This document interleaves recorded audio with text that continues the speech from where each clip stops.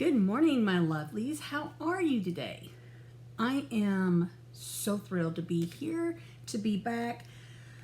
I've taken some time off, and we're back at it with An Evil Lives Here. And this one is a doozy. So we're going to jump in. I want to say I'm probably going to be done with my makeup before the video, basically because I fell into this rabbit hole that kind of took me out of control, looking into so many different things. But that's okay. That's good. That's what we like, right? And but I also, my makeup roulette picked some glitter today, so I might still be trying to figure out this glitter eye look before I'm done. So it's going to be up in the air. Either way, get settled in and get you a drink. This one could be a long one. So I do want to start this episode with a trigger warning.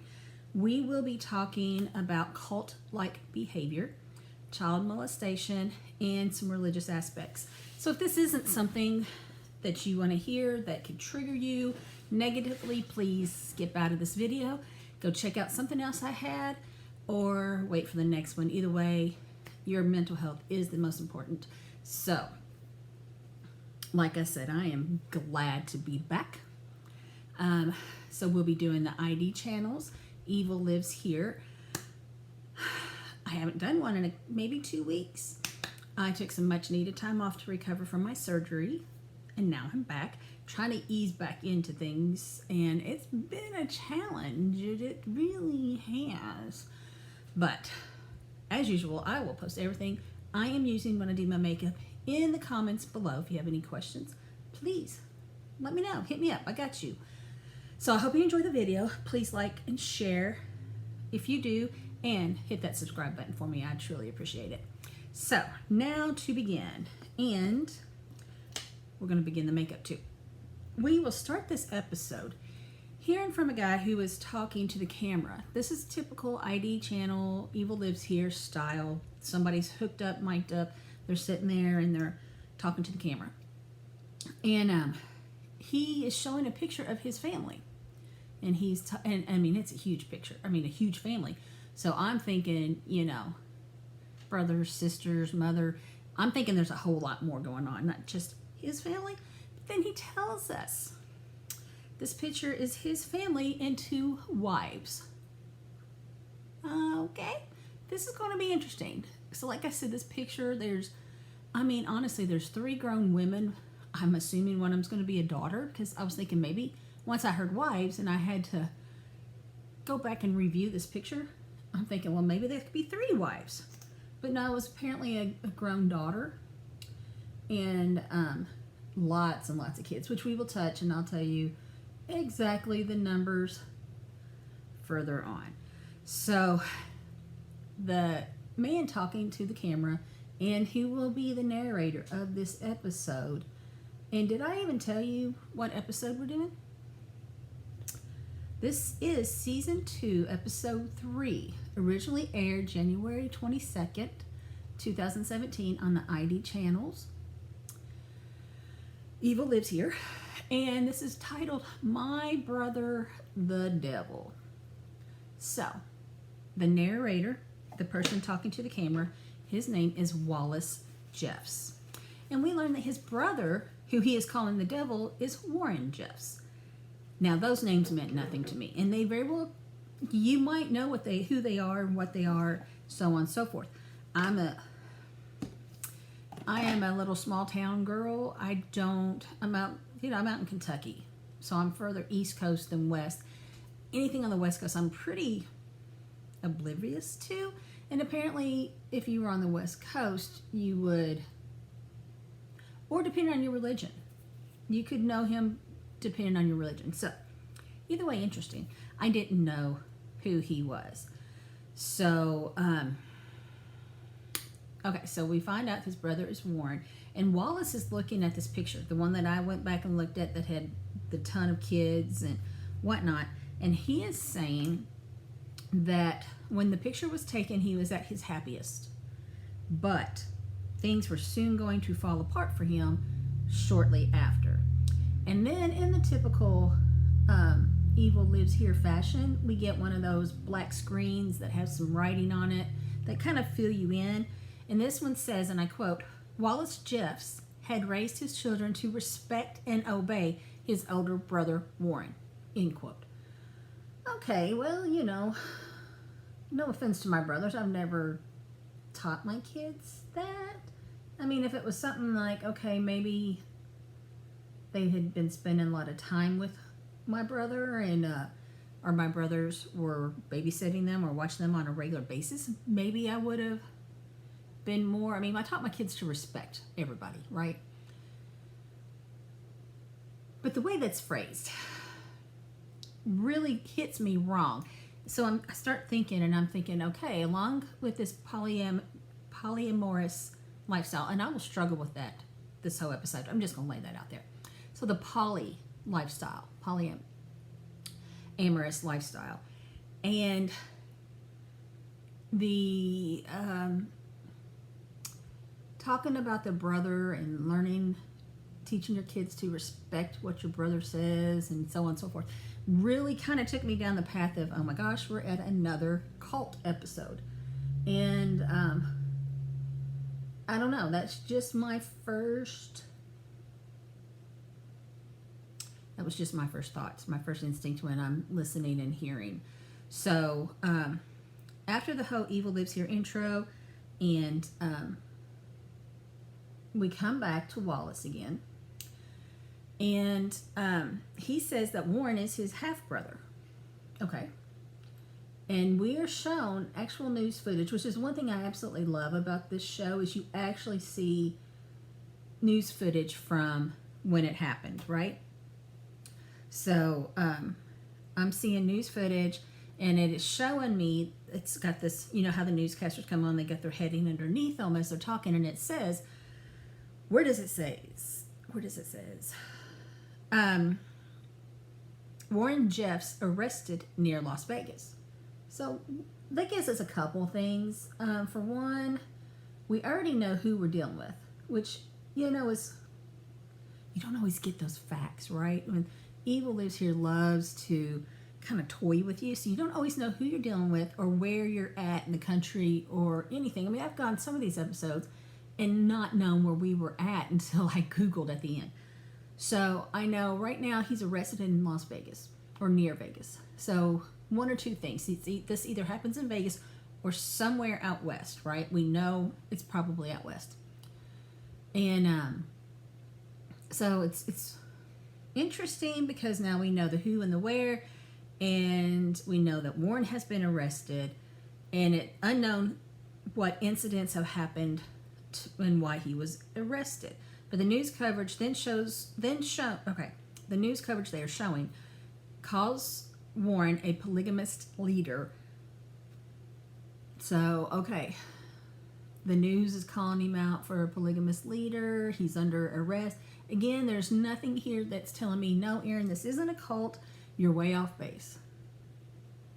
So, no, early on. This is early in the episode. What is, from what I've told you, what is your first thoughts? I'm going to ask you that again at the end. But I love first thoughts. What is your first thoughts? Did you know who Warren Jeffs was? Were you familiar with this case? And what were you thinking, or what are you thinking this is going to lead up to? Okay. So now Warren comes back and he says, quote, I was born and raised in this criminal organization. Some call it a church. I call it a criminal organization. All right. Well, let me know what you really feel there, Warren, or Wallace. And I've done so good not mixing those names up, so I hope that's not a sign of what is to come. I really do. Okay, so. Episode is eerily familiar to a past cult episode that I have done. I will reference all that at the end. But this episode has to do with FLDS, the Fundamentalist Latter-day Saints Church of Jesus Christ. Which the other episode also had to do with the sector of the LDS, but not that faction. And the sector that I discussed in the previous episode didn't have anything to do with polygamy, so I was really kind of thrown off with this whole section here. Wallace is telling us that for this FLDS, if you didn't believe in polygamy or multiple marriages, you won't attain salvation. So I have to believe, for him to believe this in his church, he's being taught it, right? Does that make sense to anybody else? Because it does me. So my daughter is in and out of the room as I'm watching this episode, doing my notes, taking blah, blah, blah. And when Wallace says that, she kind of chuckled and looked at me and says, Mom, well, that's different. And I couldn't agree more. So Wallace tells us that, I'm sorry, I thought I knew what I was doing, and now I'm double guessing myself. Second guessing, not double. Wallace tells us that Rulon Jeffs was the prophet of the church from 1986 until his death in 2002. And Rulon is Wallace and Warren's father, right? So he was the prophet. Okay. And Wallace tells us his mother was the fourth wife of, and I quote, 85 that Rulon had before he died, end quote. Excuse me. I had to literally rewind this. I had to watch to see if I heard that correctly. I mean, what? And again, my daughter's laughing, and she's like, well, I guess the fourth wife should be honored. She's an original OG. But I can't even appreciate that quote when she said it. I mean, I'm laughing at it now because I'm still stuck on 85 wives. So I make the joke to her, well, do they believe the more wives you have, the closer you are to God? I don't know. I'm thinking something, right? So, 85 wives. Jeez. I'm just like, whew. Okay. So Wallace now shows, it just blows your mind a little bit more. Wallace then shows the house that Rulon built. I'm assuming I'm saying his name right. Rulon, R-U-L-O-N. But the house he built for his family. Wallace said he lived in this house, and it was a decent sized house. I mean, obviously, it's a pretty good sized house. He lived in this house with his 50 brothers and sisters and 8 mothers. And I'm still trying to process this all. He had 84 wives and 50 plus children. I'm curious how old he was when he died. I know he was a prophet from 86 to 2002, but how old was he? Either way, no thank you, right? So Wallace, he's like, well, everybody thought this was normal. Okay. He says, but nobody knew the evil that was going on with Warren inside the house. And I'm thinking, if I'm blown away by learning about Rulon, Warren is probably just going to stun me, kill me, knock me over. I don't know. There's something that if it's worse than what I'm hearing now, and of course it is, we know he's been arrested. We know the news is out. So I don't know much about Rulon other than what I've told you. So I don't know what kind of leader he was. I don't know if what we will learn about Warren was carried on and passed on by his father. I don't know any of that. And I'm not going to lie, it makes me a little curious. I am curious because it's curiouser and curiouser. So Alice falling down the rabbit hole is how I feel. Okay, get back to it. So Wallace says that his father specifically called Warren out to be a very special person by God, to God, for God, by God, whatever. And the brothers and sisters were supposed to revere him.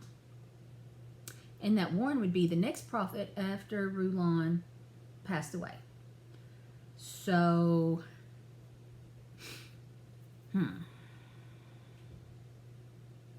Wallace says that he knew Warren wasn't going to be a good example, just from the things that he has done already.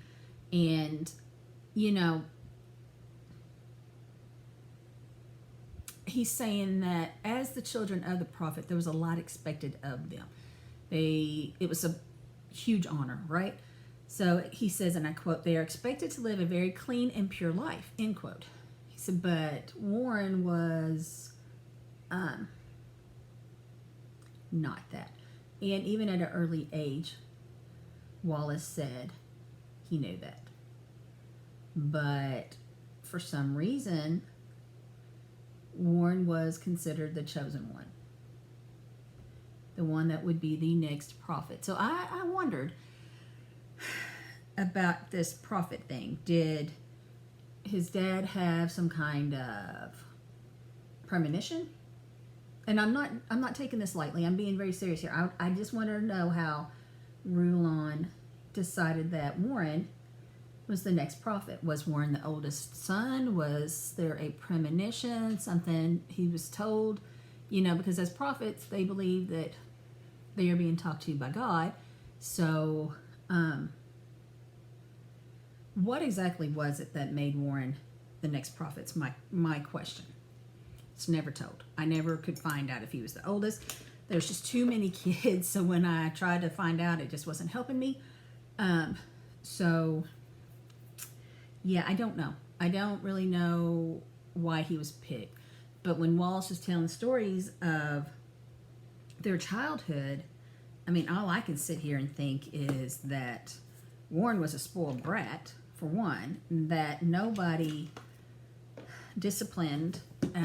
He never got in trouble. He bullied. He did. I mean, just some of the stories he told you, I would think they're above and beyond the typical stories of what children do to their siblings or how they act to siblings. I mean, I know I wasn't an angel to my brothers, but this was kind of far above and beyond. But we find out that Warren is actually given authority over the brothers and sisters. No, just the brothers, excuse me. Just the brothers. And he abused that power, and he abused the brothers. This also, I mentioned a minute ago, the sisters. It really made me wonder where the sisters were, because that many kids, there was some girls, and I know there was, but they're never mentioned. So, I have to think, and you all probably know it's true, that these women, girls, whatever, were worthless. All they were there to do is they were not considered important. They were to cook and take care of the men and reproduce. And as of this point, no girl is mentioned to make me think different. And to be honest, as I go through this whole story, nothing that I hear or learn makes me think any different. It's a sad thing, but I'm not going to dwell on that. So, and another really mind-blowing revelation here, the FLDS, and I tend to confuse that a little bit, so excuse me if I go a little slow making sure I say it right. But the kids that went to school in the FLDS went to a private school that is on their, I guess in their area. It never really says like compound, but you've got to think it's kind of like that. All the houses are together. They all go to the same church. Kids go to the same school, and it's a private school, right? And it's for their church members. And in a twist that I don't quite understand, when Warren was 17,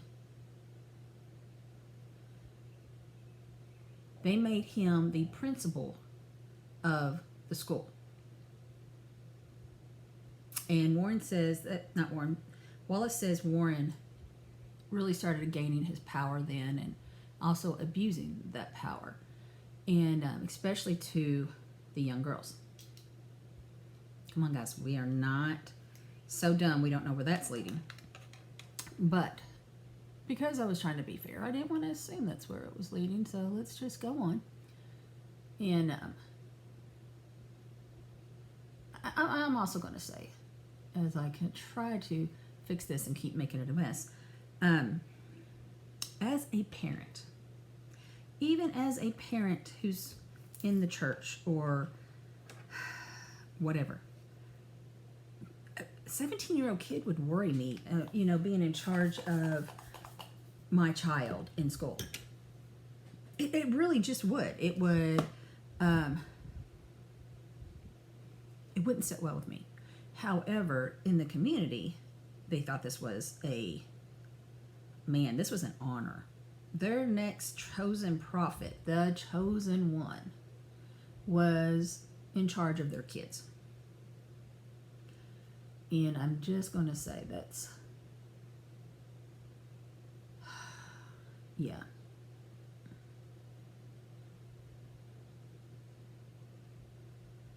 Okay. So the chosen one was in charge of their kids, and that they were probably extremely happy about it. I don't know. I just don't know how some of these things happen. Either way, Wallace says that that Warren was very iron-fisted as the principal, and he laid down some rules that you are expected to follow whether you agree with them or not. And one of them, which we deal with similar of this in this state, but there was a dress code. And I guess this dress code was before dress codes of the day. I mean, I don't know, because it seems very old-fashioned, but it really isn't that far off date-wise. So we deal with dress codes now, but I don't know how much they were dealt with in this time, because I really don't know what time it was. I could probably do the quick math, because I know when Warren was born. Let's find out. When was this? So,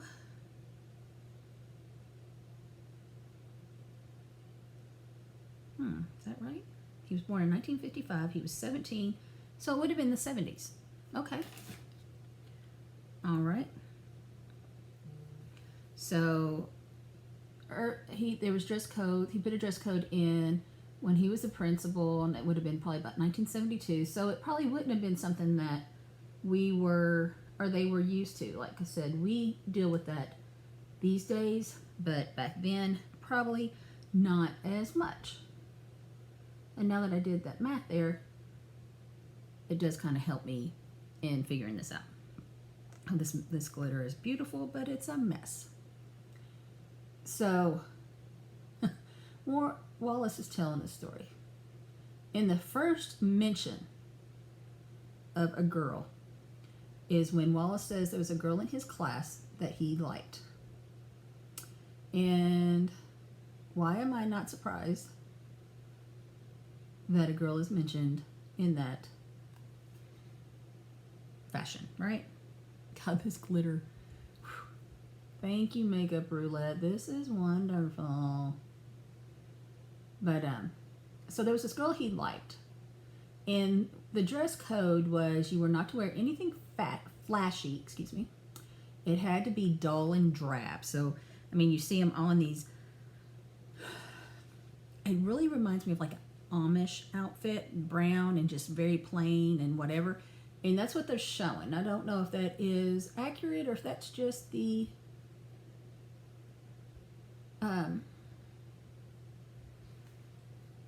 dramatization that they do when they reenact it. So either way, he wanted to impress this girl. And in doing so, he wore this fancy, it wasn't fancy, it was just a yellow, like button-up polo type shirt to school. And of course, Warren was angry. I mean, nobody goes against Warren, right? He lays down the laws. Well, his brother has gone against him. And so Warren approaches him and he's like, take that shirt off. And Wallace is like, no, I'm not taking it off. So they go back and forth a little bit. And finally, Wallace tries to walk away and it shows Warren reaching out and tearing the shirt off his back. Again, dramatization. Oh, that's got to come off. dramatization, and it's not like the best acting, right? Anyways.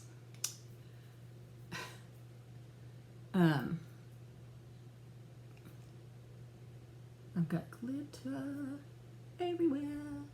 But, so Warren tears the shirt off of Wallace, and he starts beating him, or just whipping him with it, you know. Roll it up, start whipping him, yelling at him, calling him names, telling him he's evil, blah, blah, blah. Flat out embarrassing him in front of this girl he likes. And that's what Wallace said. He said, he really embarrassed me in front of this girl. But I think what we learn in that is that Wallace does not, Warren does not like to be disobeyed. And Wallace disobeyed him and defied him when he was told to take it off. So anyways, after a quick commercial break, we come back to Wallace, and he says Warren loved power, which, yes, I probably would have guessed that just from the stories that were told and the abuse of power and whatever. Anyways, so Warren loved power, and the more power he got, the more aggressive he became, and especially to the young girls. Remember, he's the principal of the school, right? He's in charge of them. Yeah, I've seen and heard much better options there. So Warren began singling out the girls in class. He would show up in class and start singling them out. And taking the girls to his office for private interviews, and he would lock the door. And Wallace thought it was strange how secretive it was. And then the rumor mill started, and it was going around that Warren was having girls undress before him. He was touching them. He would also spank the girls, bare butts, naked, with rulers. And Wallace said when he heard those rumors, he knew there was something wrong, that something was going on. But he was never behind the closed doors, so everything he heard was rumor. And frankly, rumor or not, nobody was going to do anything against Warren. So he said he wasn't behind closed doors, but he really had a bad feeling about those rumors. So we meet Brent Jeffs. He's Wallace and Warren's nephew. And he, unfortunately, didn't know what was going on behind the closed doors. He found out. So he's here to tell us a story of when he was, I believe he said first grade. I mean, he was very young. I think he said he was in first grade when this happened. And I'm emitting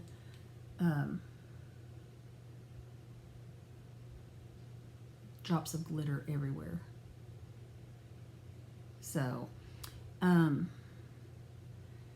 he's telling a story of when he was in Sunday school one day, and when he was in first grade. And Warren comes into the class, walks over to him, and has him go with him. Nobody in the class questions this. That's what's confusing to me. Why is this okay?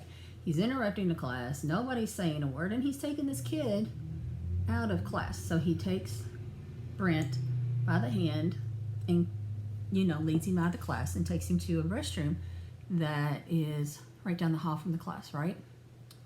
And they go in, he shuts and locks the doors. Warren likes his locked doors. And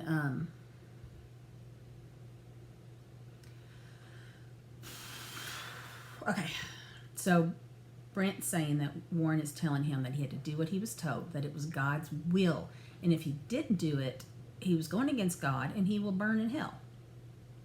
Warren told him that this was how he was going to become a man. And he sexually abused Brent. So, Brent says that it happened numerous times, not just one. And he said he couldn't say anything because it was blasphemy against the church if he did. And they were taught perfect obedience and perfect faith. So he never talked to anyone about it. Brent says Warren was a wolf in sheep's clothing. He was a monster and a pedophile. And I don't know about you, but yeah, that's pretty heavy right there. So, taking a second to collect yourselves, because that type of thing is definitely needed.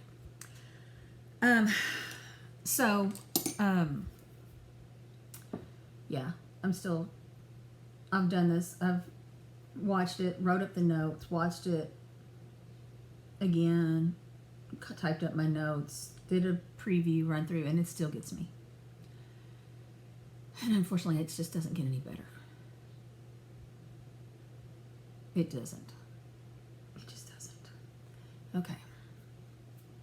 I think that might be the best these eyes are going to get.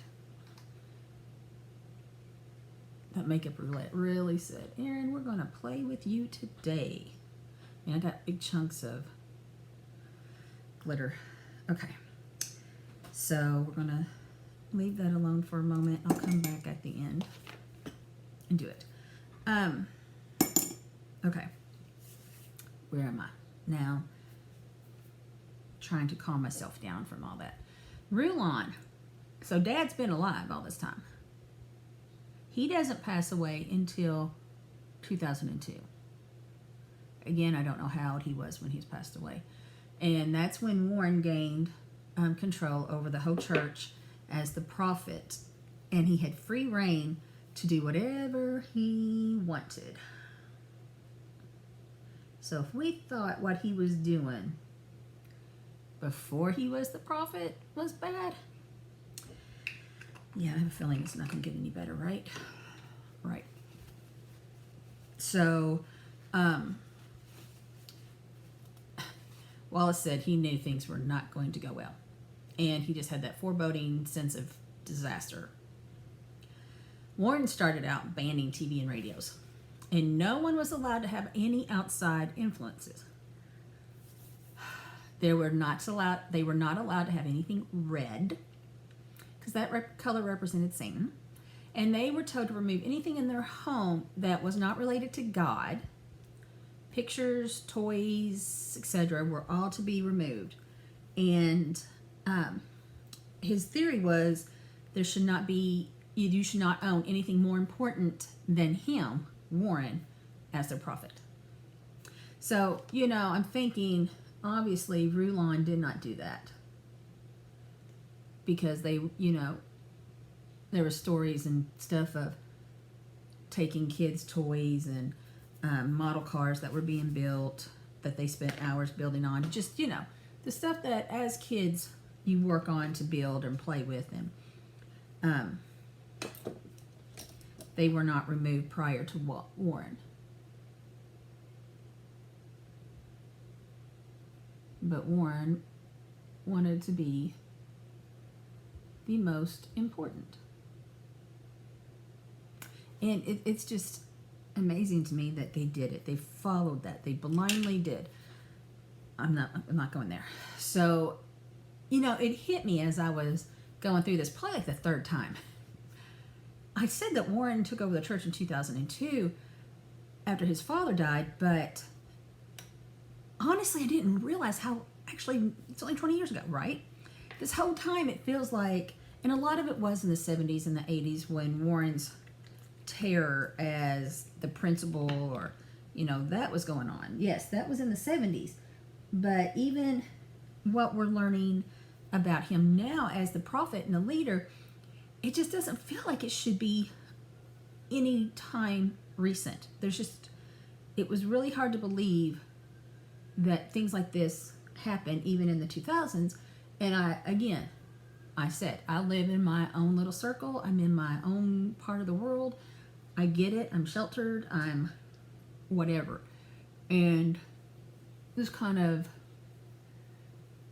life is not something I'm familiar with. No, I mean, I'm ignorant in a lot of this. I get it. And I'm not judging any of it. I'm just, it was so weird to me to finally realize that this wasn't happening in the 80s. This wasn't 70s, 80s, even early 90s. This was pretty much considered recent. It's 20 years. So, yeah, I don't know. I really struggled with that. It was like, man, that wasn't that long ago. But I digress. Like I said, it just kind of hit me that I was hard to believe that these things still happen today. And I know they do. So, 2 weeks after Rulon's death,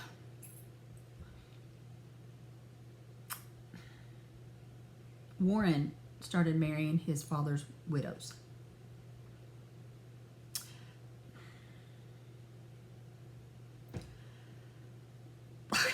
Wallace tells us that his father had 85 wives when he passed away. Warren took 50 of those for himself and married them. So Wallace makes a comment, and I chuckle, but it's in a really gross type of way. But Wallace says, and I quote, "A son doesn't marry his mother's," end quote. Well, yes, a son should marry his mother. And the fact that that was plural is even worse. You don't marry your mothers. Okay. So next we see a picture of Warren, and he's hugging this child, and they blur the face out. And it's one of his wives. And we now hear that Warren is marrying girls that are 14 and 16 years old. And of course, the girl and the mothers are all honored that they're going to be marrying the prophet.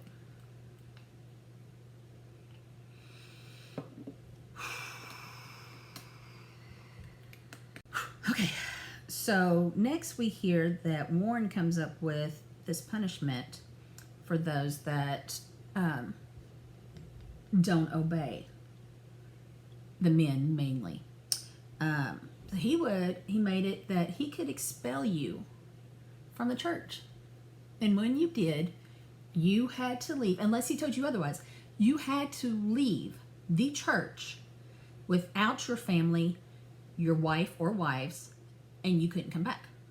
And then Warren would reassign the wife and children to another man. Just give them to him. Say, okay, you were with George. George is leaving, so now you're Paul's wife. And that's your new dad.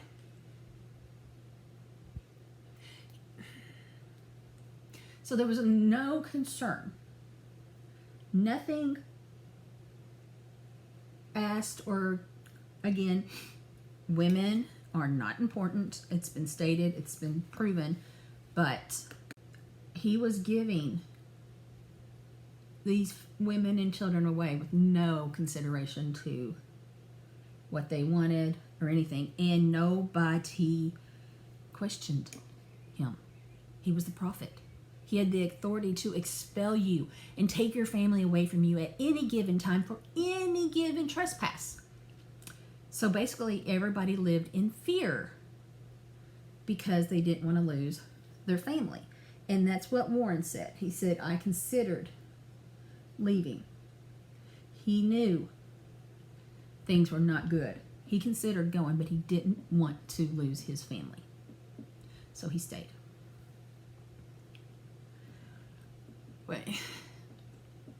I mean, I just mean, right? And you didn't get to choose your husband or wife. No, the prophet told you who you were going to marry and how many wives you were going to have. So if he wanted you to have 2 wives, he gave you your 2 wives. If he wanted you to have 3, so on and so forth. And again, that's weird.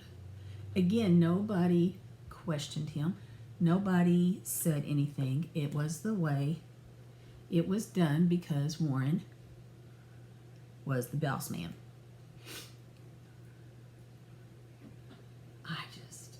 Yes, I really struggle with that. Really struggle with that. So, Wallace is telling us that in November of 2005, he receives a call from the bishop who tells him that he has a message from the prophet and he needs to come and deliver it immediately.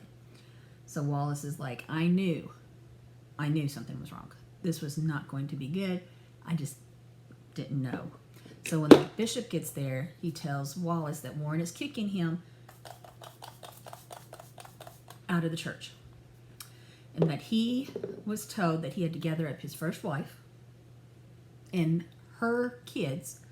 So only the kids he had with her.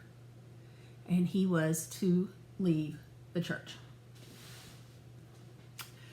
Warren never told Wallace what he did, what the great sin was that he committed that got him kicked out. But Wallace does say that his second wife and children were to go live with her father until Warren reassigned them. But Wallace says Warren had always coveted his wife since the time they were in school, and he liked her as well, but I guess Rulon gave her to to Wallace instead of Warren. So Wallace says he thought about refusing. He thought about taking all his family and just leaving. But to do that, he would have to leave his home. And he didn't want to be kicked out of his home. So this confused me at first. Because he's leaving the church, so he's not living at the church, right? But, so why would he be kicked out of his home? However, this will be explained later on and makes much more sense once I understood why he said that. So, got a couple extra red spots. I'm just putting a little extra coverage on. So,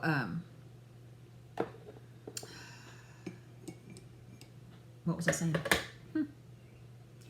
Oh, so Brett says his father was also kicked out and threatened, to lose his family, and he refused.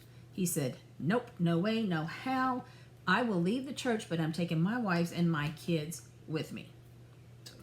Bravo. But, and he did. He took them all. But Brent said it was really the hardest thing they've ever had to do because they had to learn how to live away from everything they've ever known. And they lost their house. They moved into a new house, a new area. So it really took a toll on them. And then Brent tells the story of his youngest brother. And he had a huge family too. So they're showing this picture of his family, and it's huge. And actually, I guess they're all about the same. I mean, his family was probably just as big as Wallace's. But he's telling the story of his youngest brother. And that he was having some problem adjusting. And Brent's talking to him one day, trying to find out what's wrong, what happened, why is he struggling so much. And his brother breaks down, he's crying and telling him that when he was 7, Warren abused him and had sex with him. And he's been trying to live with it and didn't know how to live with it because nobody would believe him, and if he told anybody, nobody would believe him if he told. And he thought he was the only one that was doing it too, so he thought there was something wrong with him. And come on, this guy might be older. I don't really know how much older he was when this happened, but it happened to him when he was a kid. So I think we all can understand the questions and the not understanding. Hell, I don't understand how anybody can do that. They don't do it to me. So, Brent's talking to his brother, and he tells him, he says, taught him his story. It happened to him too.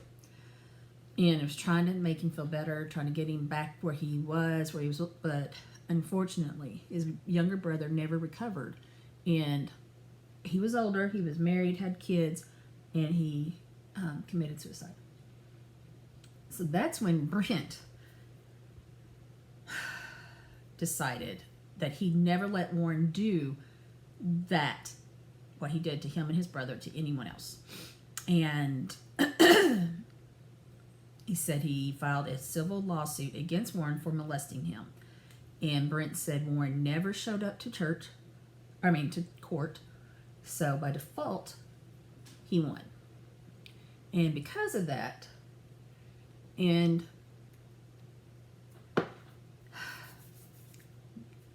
the things that are getting ready to happen is when it all kind of really blew up. So because of Brent's case and him coming out and having the bravery to stand up against Warren, other people started doing it too. And you see news footage now that states, long-held secrets from America's largest polygamist community was coming to light, was what the news was saying. So Brent's lawsuit kind of encouraged others to start coming out and telling their story. And they were telling everything. They were telling how the church was ran, how the being expelled, losing wives, being reassigned, and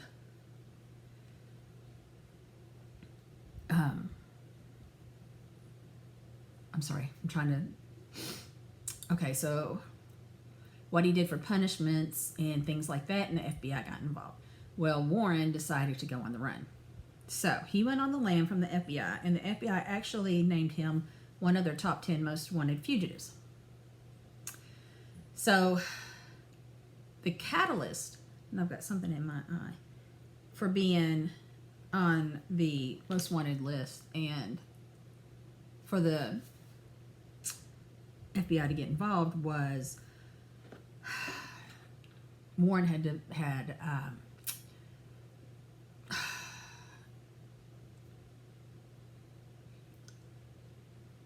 he had given some 12-year-olds to adults to marry, and he had married one himself. And that really was a big uproar, as you can imagine. So he went on the run, but he didn't give up control of the church, and I think that was really his undoing. And it doesn't specifically say, but it makes me think that his connection and continuous talking to the church was how he was caught. It doesn't really actually say. So now we see the news footage that he's been arrested near Las Vegas, and pictures of what they found in his car. There was pictures of buku's money, just cash. Looked like guns. They didn't specify, but it looked like he had guns. Wigs and disguises, and that's just a few of the things that were in his possession when they found him. Then they mentioned that he has been indicted for stealing money. He had child pornography on his computer, or he's being charged, for stealing money. He had child pornography on his computer, and group sex with underage girls.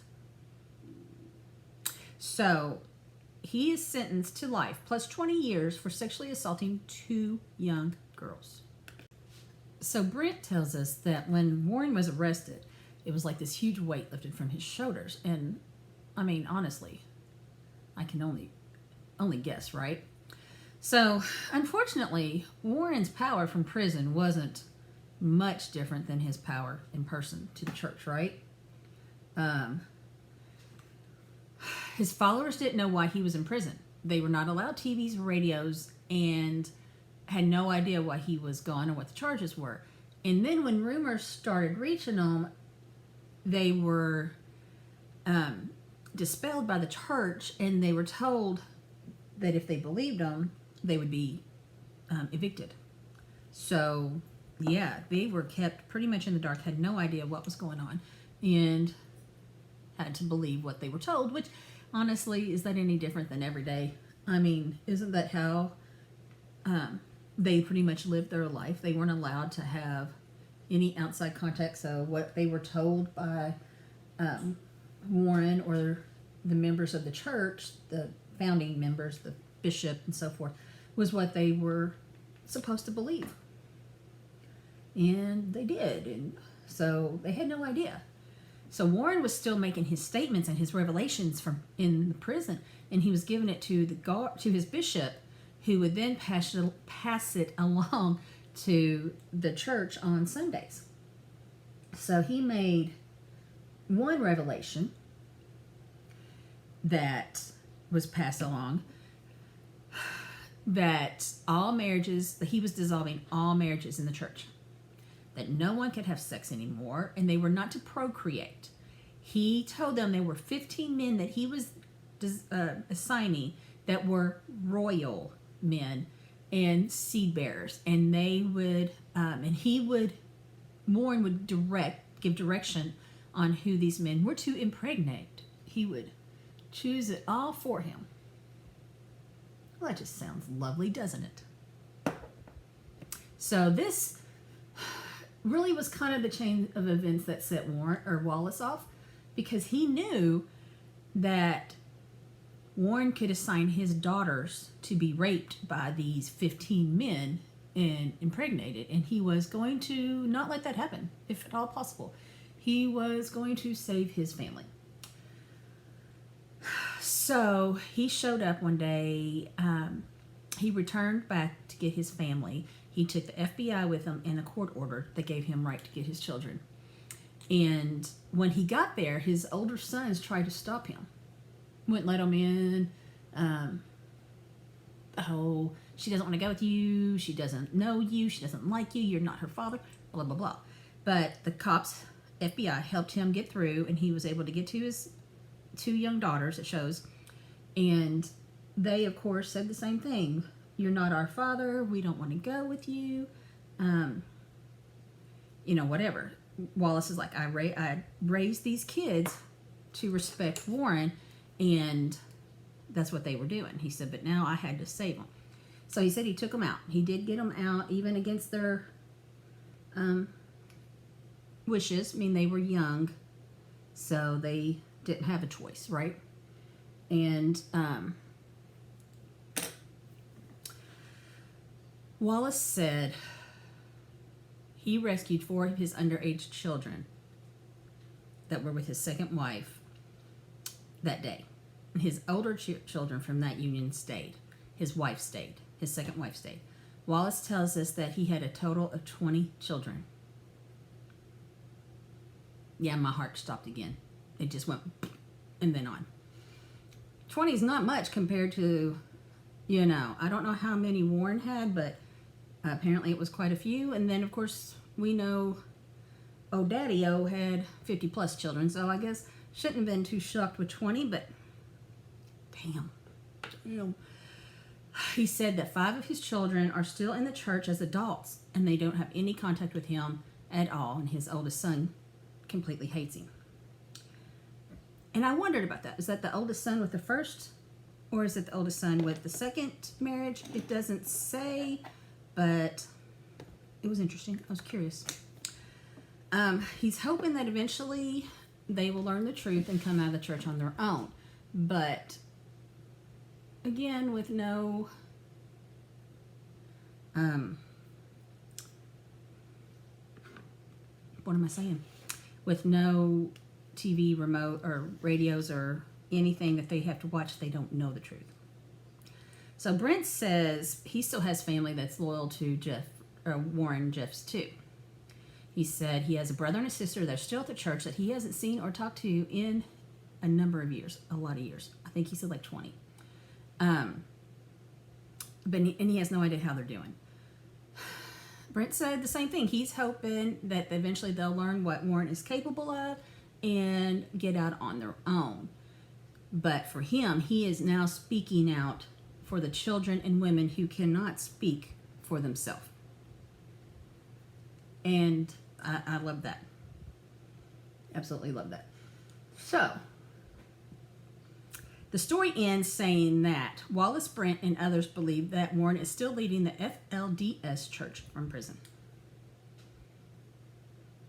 And I don't know, because I fell down a rabbit hole here. And I'm getting ready to go into Mr. Google and fall down this rabbit hole like I like to do. And I'm first say, when I looked it up, I didn't see another prophet mentioned. I probably was not looking in the right areas, but honestly, I didn't see that there was another one mentioned. So it's interesting, right? So going into the rabbit hole, it's funny because the first page that always comes up is Wikipedia. And I like Wikipedia. Obviously, you can't use it for research purposes as far as writing papers and so on. But for me, I like it. So we went down into Wikipedia. And I learned that Warren Jeffs was born in December 1955. He is currently 66 years old in prison. So yes, he is still in prison. He was convicted and put in jail in 2011. Really, it's not that long ago. It means he's been in jail for 11 years. And just kind of blows me away when I think about it.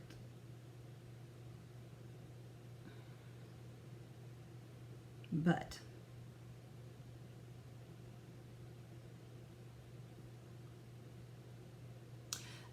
so here's the timeline of some events.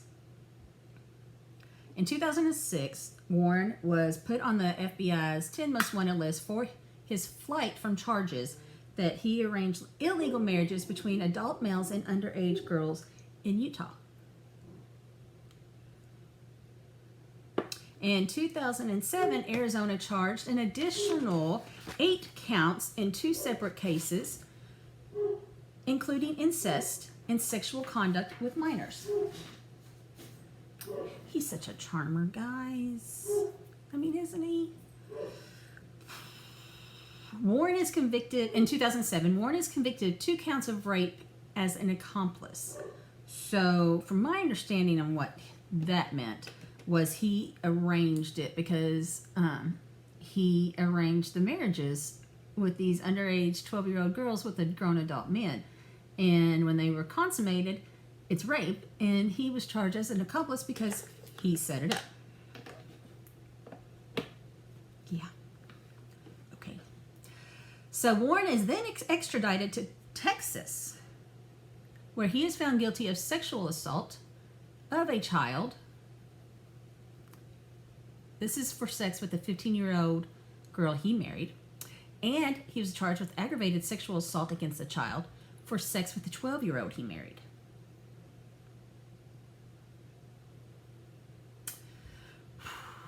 It's stated that Warren controlled almost all the land in Colorado City, Arizona, and Hilldale, Utah. So I don't know, or I should have looked it up. Give me a second and I will. Okay, so when I looked this up, Hilldale, Utah is right here. And then Colorado City's here, so they are border towns. And they owned land in both areas. I guess they connected. It was part of the church's trust, and it was estimated over $100 million. So, when Warrens went to jail, all the assets of that went into, the Utah court, and ultimately sold to those that actually lived there. So that kind of explains why Warren didn't want to lose his house. No, why Wallace didn't want to lose his house, because it was on the board, it was owned by the church, and he was being kicked out, and Warren could have evicted him from his church. So I was confused. I didn't understand why going against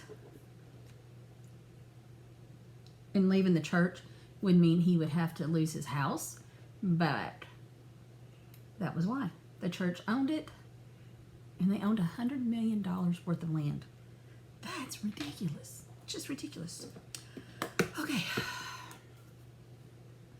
So I made a joke earlier that said, had to do with the more wives a man had, the closer to Jesus. However, apparently that wasn't a joke, because Warren actually taught that it was expected of a man to have at least 3 wives, and in order to get in heaven, and the more wives a man has, the closer to heaven he'll get. So yeah, I thought I was making a funny, and unbeknownst, that's exactly what they were doing. So I also learned that the FLDS members still consider Warren their leader, which it says, at the end that it's believed, at the end of the episode, it is mentioned that it was believed he was. But his church all believe that he is falsely convicted. Again, because they don't have TVs or radios or anything that could tell them why he's in jail. They just think he is being persecuted, unfairly. Okay. So, I'm going to try to finish up this makeup, and we're going to finish this story too. Yeah, let me finish up the eyes, because all I have left is mascara, or the eyes and lips. So lashes wouldn't stick to this glitter, which I remember having that problem before, so we just went without lashes, and we're done. So let's finish this episode. So I'm looking at ranker.com, and an article titled 15 Horrifying Facts or True Facts about Warren Jeffries. And I'm curious, how many of these do we know that was in this episode, and how many of these are new facts to us? So let's discuss. And they're not really numbers, so we'll just go in order. So first it says Warren's youngest wife was 12. So this wasn't mentioned in the episode, but it was mentioned in the research that I did about his charges and everything. So we knew that he had a wife that was 12. He made audio recordings of him consummating his marriages, and they were used for sexual training for his young brides. Ooh, okay. It even mentions that he made some of his wives watch when he consummated his marriage to his 12-year-old wife.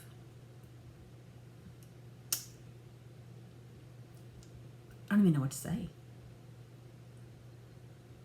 I don't even know how any woman can do that, can watch it, to be okay with it. It is not okay. Warren reassigned wives to other men. We did know this from the episode. Warren admitted to immoral actions with his sister and a daughter. There are court documents that also reveal he kept a journal that chronicalized, or he kept a journal chronicling. Words are hard. They are. The history of this sexual abuse. So not only did he admit it, but he had a journal. What a guy.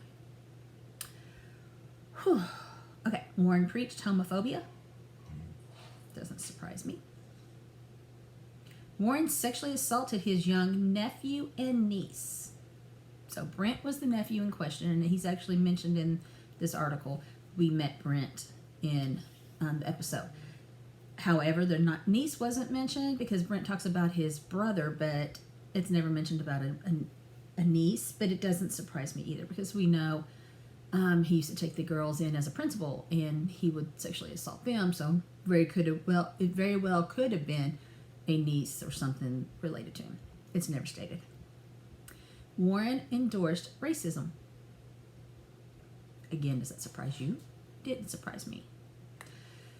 Warren sexually assaulted his young... Oh, wait a minute.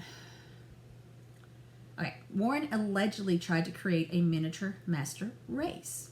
So this is where he claimed while he was in jail, the 15 royal blood seed bearers and such. He was trying to start his own specified line and who could have kids, and yeah, that's what he was doing.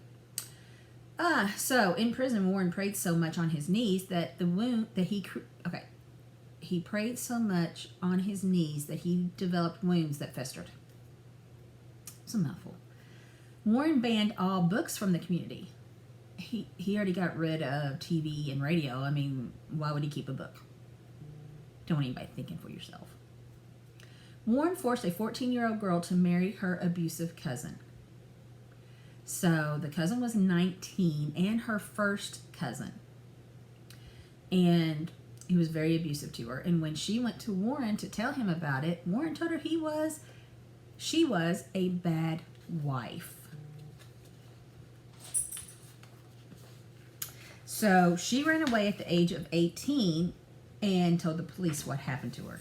She then filed a lawsuit against the FLDS and won it for $16 million.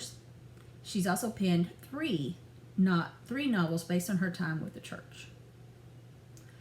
So it says Warren preached he was Christ incarnate and also claimed his father Rulon wasn't dead but had been renewed or reincarnated in the form of Warren Jesus, and that's why it was okay for him to marry his father's widows.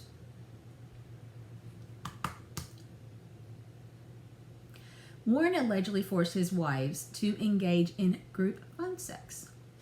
So these, quotes, heavenly comfort sessions, end quote, started when Warren was on the lam from the FBI, and it was a way to make him feel at home with his loved ones.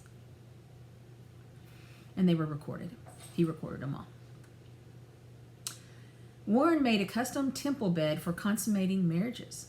He consummated in this bed with his 12-year-old bride, and he had the bed made to specific specifications. They included things like padded sides. It needed to be strong, and it couldn't rattle or creak, and it needed a plastic cover over top of it, just to name a few things. This bed became public when the temple was seized in 2014, and people actually got to see it.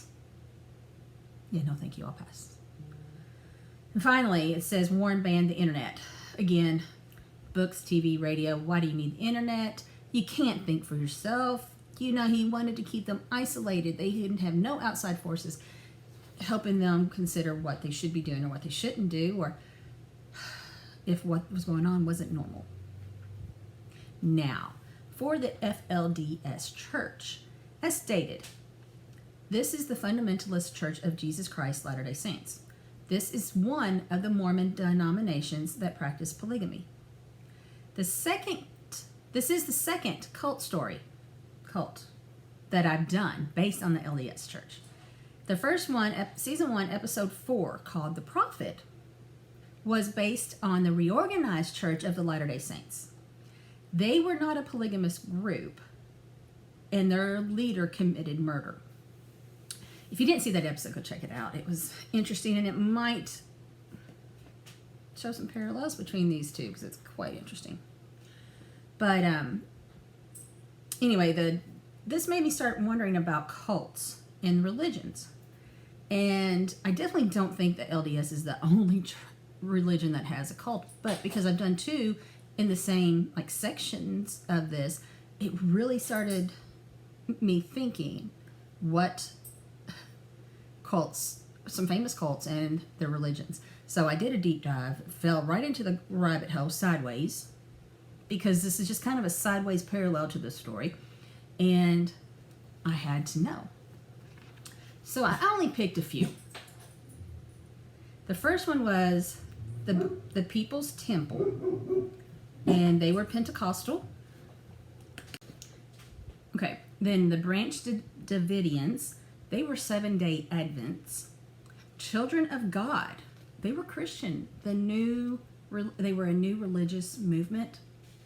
Heaven's Gate, they were based off chapter 11 in the book of Revelations, also about aliens and UFOs. Then the Manson family. These were not primarily religious based, although Charles Manson dabbled in many different religions, including Satanism. So these are some of the more famous ones: Koresh, Jim Jones, Charles Manson, and they are all based, sometimes loosely, very loosely, on religion. And this is just fair to say that a cult can start with any religion or that lack thereof, It's all in how you interpret it. And I will state this. I will say that in nowhere in this episode did they say the FLDS and Warren Jeffries was a cult. I have, however, coming into this, starting the episode, it automatically clicked in my head that it was a cult, and it just never left. So I'm the only one that says cult, but it just really opened up where I went with some of this research. So I want to say that nobody called it a cult in this episode. I did, because that's really where I was thinking it was going, but it didn't. I mean, it's a church, or as Wallace says, it's organized crime. But I just want to state that this was my thought, my period, but this is where I went with it. So like I've stated a couple times, my daughter was with me. She was in and out of the room doing different things. But at the end, I was taking notes and talking about what I was finding. We were talking cults. And she asked me if a woman ever ran a cult, which was a very good question.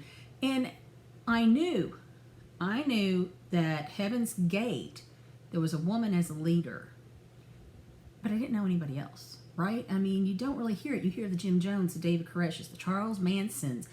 There's just so many of them, men related. And even Bonnie Nettles, she was the aforementioned Heaven's Gate founder. It was her and a guy. And then when she passed away, because she passed away during all this, the guy kept it going. But her and the guy did that. So Bonnie Nettles was Heaven's Gate, and it was formed in America. And I say this because this is another interesting fact. Annie Hamilton Byrne formed the Family in Australia. Valentina de Andrade formed the Superior Universal Alignment UFO cult in Brazil. Clementine Barnaby formed the Church of the Sacrifice in Louisiana, and that the brief rabbit hole I fell into with that church, I'm like, oh, holy moly. Sylvia Merez Moreno she formed the La Santa Muerte. I'm awful in Spanish, so please excuse me. But it was the Saint Dead in Mexico. So, yeah, there's plenty of cults that have women leaders, but most of them I found others in Asia and other places like that. So it seemed like the women that formed these cults were mostly in other countries, and I was like, okay, it's just kind of weird. I don't know. So I guess ultimately, man or woman, religious or not, cults can be formed by anyone eloquent enough to have followers. I can make a joke and say that's not me because I have trouble finding followers on YouTube and Facebook, but I won't. So to get back to the story, let's finish this up. It's never stated, I want to say again, it's never stated that FLDS that was led by Warren Jeffs was a cult. That was all me. It was my own little rabbit hole. It was my own way of thoughts or whatever. So I am curious. Did your mind go there too? Did you happen to think that? Or did it maybe because I said it enough times that maybe I influenced you? I don't know. But what was your first thoughts? I want to know. Inquiring minds. I don't think, for me, I think it was less the religious aspect that made me think cult, more of the poly lifestyle, his punishments and the way he did things, how he acted.